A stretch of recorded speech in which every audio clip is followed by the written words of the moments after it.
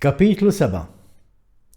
U dawn huma l-ismijiet ta' wlied Noè, Ġafet, Ħam u Sem.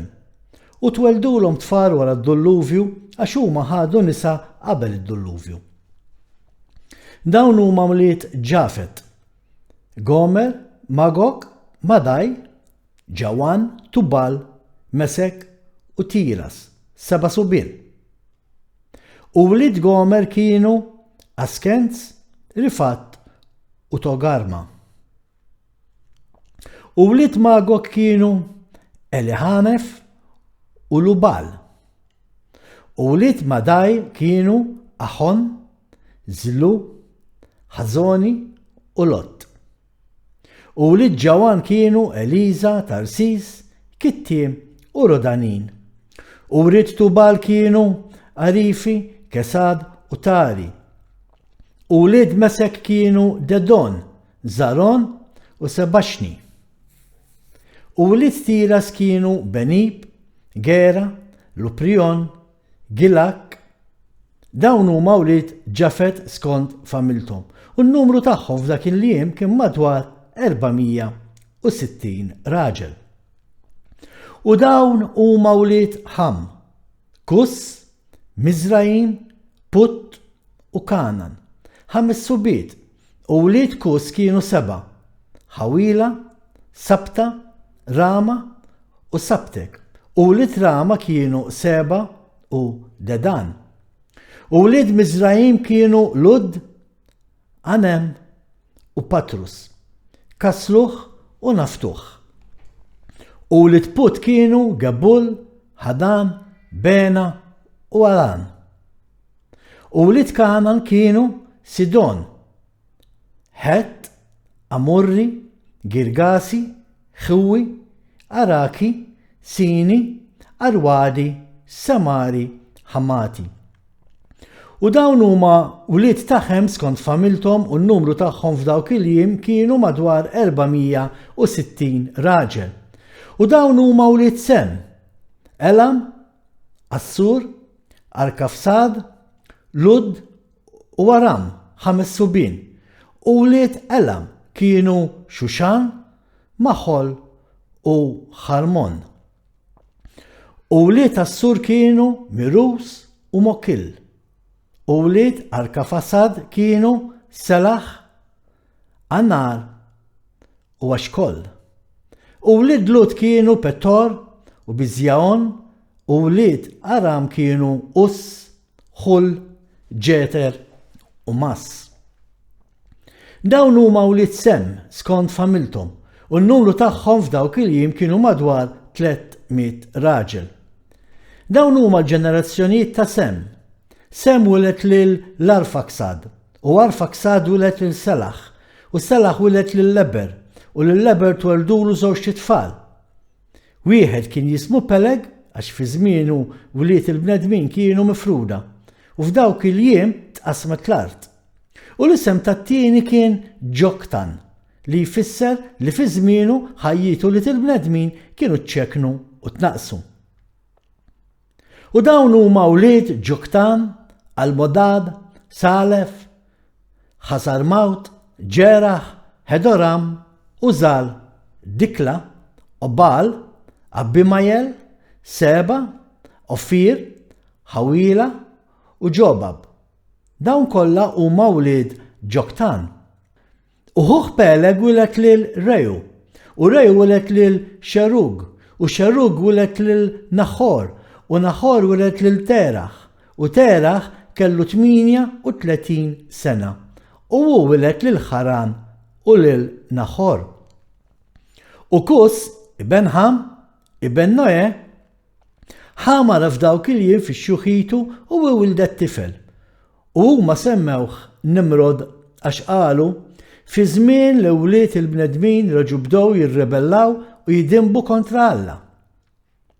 U t-tifel kiber u missieru ħabbu immens għax hu kien liben tax-xuħitu. U l-ħwejjeġ tal-ġild li Alla għamel lil Adam u l-martu meta ħarġu mill-ġnien ingħataw lil Kus. Għax wara l-mewt ta' Adam u martu, il-ħwejjeġ tal-ġild ġew mogħtija lil Ħanok bin Ġered u meta Ħenok ġimtella Antalla u tom lill-ibnu Metuselaħ. U wara l-mewt ta' Metuselaħ, Noè ħadhom u ġabhom fl-arka. U kienu miegħu sakemm ħareġ mill-arka. U huma ħerġin Ħam seraq bil-moħbi il-ħwejjeġ mingħand missieru Noè u ħadhom u ħbihom minn ħutu. U meta Ħam wilet l-ewwel wild tiegħu lil Kuss u taħ bil-moħbi il-ħwejjeġ u dawn baqgħu għand Kuss għal ħafna jiem. U Kuss ħbihom minn uliedu u s-subien u ħutu s-subien u meta Kuss kien wilet lil Nimrod taħ dawk il-ħwejjeġ għax tant kien oħobb. U Nimrod kiber u meta kellu 25 sena libes dawk il-ħwejjeġ. U Nimrod issaħħaħ meta libes il-ħwejjeġ u Alla taħ qawwa u seta' u hu kien kaċċatur setan fuq l-art. Iva, kien kaċċatur setan fir-raba u kien jikkaċċja l-annimali u jibni altari u offra fuqhom l-annimali lil Jahwe. U Nimrod saħħaħ lilu nnifsu u tela minn fost ħutu u ġġielet il-battalji ta' ħutu mal-madwar. U Jahwe raħa fidejh l-dewwa ta' ħutu u għallam liħ bir-risq minn żmien għal żmien fil-battalji tiegħu u hu ħakem fuq l-art. Mela saret drawwa f'dak iż-żmien li meta xi ħadd kien iġib lil dawk li jkun ħareġ it-taqbit kien jgħidilhom bħalma Alla għamel lil Nimrod li kien kaċċatur setan fl-art u kien irnexxa fil-battalji li kienu qelbu lil ħutu u li hu ħelishom minn idej l-dewwa tagħhom, hekk Alla jsaħħaħna u jeħlisna f'dan il-jum. U meta Nimrod kellu 40 sena, f'dak iż-żmien kien hemm gwerra bejn ħutu u lil Ġafet, tant li kienu taħt il-poter tal-dewwa tagħhom. U f'dak iż-żmien Nimrod tela u ġema lill-ulied Kuss u l-familji tagħhom madwar 460 raġel u kera wkoll mingħand xi ħbieb tiegħu u dawk li jafhom madwar 80 raġel. U għutom il-ħlas tal-kirja tagħhom u mar bihom it-taqtija. U meta kien fi triq, Nimrod qawwa l-qlub tan-nies tiegħu li kienu marru miegħu. U qalilhom, la tibżawx u lanqas tkunu maħsuda għax l-dewwa kollha tagħna ħajkunu mogħtija f'idejna u intom tistgħu tagħmlu bihom dawk li joġobkom. U l-irġiel li marru kienu 500 u huma ġġieldu kontra l-dewwa tagħhom u huma erduhom u rażnuhom. U Nimrod għamel il-kapijiet fuqhom fl-artijiet rispettivi tagħhom. U ħam il-ħut minn uliedhom bħala sigurtà u huma kienu l-koll qabbejja ta' Nimrod u ta' ħutu. U Nimrod u n-nies kollha li kienu miegħu daru lura lejn id-dar. U meta Nimrod reġa' lura kuntent mit-taqtija wara li kien rebaħ lill-dewwa tiegħu, ħutu kollha flimkien ma' dawk li qabel kienu jafuh inġabru biex jagħmluh re fuqhom u qegħdulu fuq rasu il-kuruna rjali. U hu għad fuq is-sudditi u l-poplu tiegħu, prinċpijiet, imħalfin u mexxejja bħalma jidrawwa fost slaten. U qiegħed lil Teraħ bin-Naħor il-prinċep tal-eżerċiti tiegħu u taħġieħ u għallieħ il-fuq mill-prinċpijiet tiegħu. U sakemm kien jaħkem skont kif kienet tixtieq qalbu, rebaħ lill-dewwa tiegħu kollha tal-madwar. U wara ta' parir lill-kunsilliera biex jibnu belt għall palazz tiegħu u huma hekk għamlu. U huma sabu wied kbir faċċata tal-vant u bnewlu belt kbira u estensiva. U Nimrod semma l-belt li hu bena Sinar, għax Jahwe ħawwad bl-aħrax li dewwa tiegħu u eridhom. U Nimrod għammat f'Sinar u ħakem b'mod sigur u ġġielet mal-dewwa tiegħu u rażżanhom. U hu stana fil-battalji tiegħu kollha u s-saltna tiegħu kibret ħafna. U l-nazzjonijiet u l-ilsna kollha semgħu bil-fama tiegħu u nġabru miegħu u baxxew rashom lejn l-art qudiemu u ġabulu offerti u hu sar is-sit u s-sultan tagħhom u għamru kollha miegħu fil-belt f'Sinar. U Nimrod ħakem fl-art fuq l-ulied kollha ta' Noè u l-koll kienu taħt il-ħakma u l-kunsill tiegħu. U l-art kollha kienet il-sin wieħed u kliem ta' għaqda.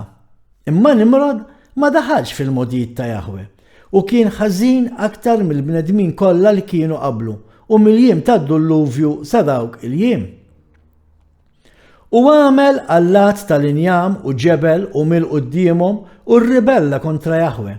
U għallem lis-sudditi tiegħu kollha u l-popli tal-art il-modijiet ħżiena tiegħu. U ibnu Mardon kien qar minn missieru. U kull min sema bl-imejjen ta' Mardon bin Nimrod kien jgħid dwaru mill-ħażin joħroġ il-ħażen.